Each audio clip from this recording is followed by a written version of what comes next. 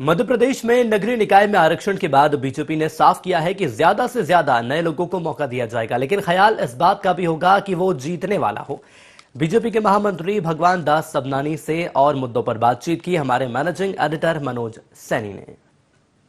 मध्य प्रदेश में नगरीय निकाय चुनाव को लेकर आरक्षण घोषित हो गया है। नगर निगम पर पिछली दफा भारतीय जनता पार्टी ने जीत हासिल की थी। 16 नगर निगम बीजेपी के पास थे, लेकिन इस बार क्या होगा। मेरे साथ इस वक्त भारतीय जनता पार्टी के महामंत्री भगवान दास सबनानी जी है। भगवान दास जी, क्या कहेंगे, जिस तरह से आज आरक्षण की प्रक्रिया हुई है उसमें भारतीय जनता पार्टी अपने आप को कहां पा रही है? देखिए, मध्य प्रदेश में प्रत्याशी तो अपनी जगह है, लेकिन उसके पीछे पूरा संगठन लगता है। इसलिए प्रत्याशी कौन होगा इसके मायने नहीं है, लेकिन संगठन अपनी तरीके से पूरी तरीके से लगा है। और लगातार हमारे मंडलों में कार्यक्रम, अभी 28 विधानसभा के जब चुनाव हुए, इसमें भी क्योंकि कई नगर निगम तो इसी क्षेत्र में आएंगी, कई नगर पालिका आएंगी, इसलिए पिछली बार वाला इतिहास वापस मध्य प्रदेश में भारतीय जनता पार्टी दोहराएगी।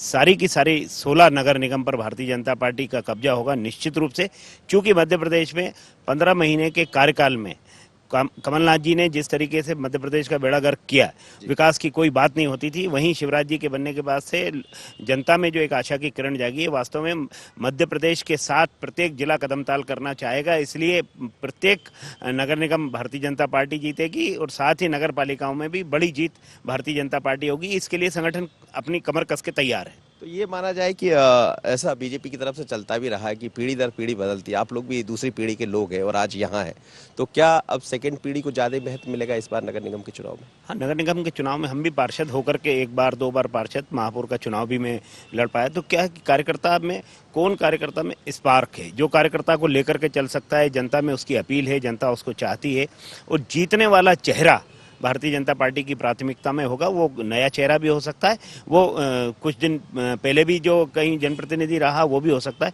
इसलिए प्राथमिकता पार्टी की जीतने वाला चेहरा होगा और उसकी उज्जवल छवि हो, जनता में लोकप्रिय हो, ये तो मापदंड होगा ही। बड़े नगर निगम है, खासकर इंदौर की हम बात करें, कांग्रेस ये चाहती थी कि 2 भागों में बढ़ जाए, भोपाल 2 भागों में बढ़ जाए, वो हो ना सका, सरकार आपकी आ गई वापस। लेकिन इस बीच में सामान्य वर्ग को इंदौर दे देना, तो रमेश मेंदोला जैसे बड़े लोग चुनाव मैदान में हो सकते हैं, ऐसी लाइन है, लंबी कतार है, तो बड़ा चैलेंज भी होगा तय करना प्रत्याशियों। नहीं, हमारे पास चेहरों का अभाव नहीं है, चेहरे बहुत हैं। भोपाल से लेकर के और मुरैना और वहाँ छिंदवाड़ा तक चेहरे हैं। भारतीय जनता पार्टी लोकप्रिय चेहरा, और बहुत जब तक आवश्यक न हो तब तक जनप्रतिनिधि होकर के लड़ना है। इसी नगर इंदौर में पहले कैलाश जी भी रहे हैं विधायक होकर के, महापौर रहे हैं, मालिनी गौड़ जी भी विधायक होकर रही। वो विशेष परिस्थितियाँ थी जो अगर उपलब्ध नहीं है तो फिर हमारे पास जनप्रतिनिधि एक रास्ता रहता है, और उसमें कहीं नगर निगम के चुनाव में कहीं कोई बाधा भी नहीं है। लेकिन पार्टी इन सब से अलग हट करके नया चेहरा मिले, लोकप्रिय चेहरा मिले, और बेहतर हो भारतीय जनता पार्टी का विकास हो। क्योंकि कार्यकर्ता पीछे खड़ा है, उसको जगह मिले, उसको स्थान मिले, उतना लोकप्रिय उतना हो। क्योंकि हर चीज निकल करके ये आती है कि हम जीतने वाला है क्या, तो जीतने वाले चेहरे को प्राथमिकता मिलेगी। वापस 16 सीटें भारतीय जनता पार्टी को नगर निगम में हासिल करनी है, तो जीतने वाले ही चेहरे पर पार्टी दाव लगाएगी। आरक्षण के बीच में एक ऐसी सीट है, खासकर छिंदवाड़ा, जिस पर आपत्ति ले ली कांग्रेस ने, बीजेपी क्या कहेगी? मुझे लगता है कांग्रेस ने अपने असली चेहरे को दिखा दिया है। मध्य प्रदेश में 16 नगर निगम हैं, आरक्षण होता है। आरक्षण में एससी के लिए आरक्षित है, ओबीसी के लिए आरक्षित है, एसटी के लिए आरक्षित है। एसटी के लिए जो सबसे अधिक एसटी कहाँ है, किस नगर निगम में, तो छिंदवाड़ा में 3.44% वहाँ एसटी सर्वाधिक है नगर निगमों में से।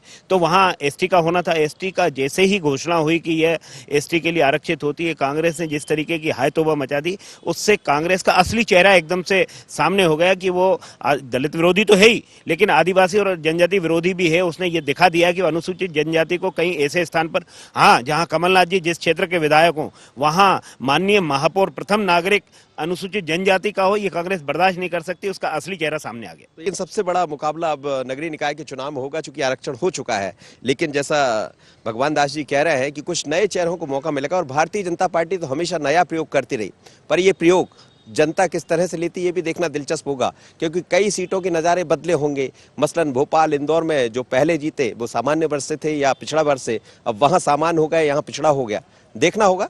लेकिन दिलचस्प होगा चुनाव, और बीजेपी की अपनी तैयारी है। कांग्रेस कुछ भी कहे, लेकिन बीजेपी कह रही है कि ये लिटमस टेस्ट नहीं बल्कि टेस्ट होगा, और इसी टेस्ट के आधार पर 2023-24 का तय हो जाएगा कि हम कहाँ हैं। भरोसे नहीं, IND 24 भोपाल।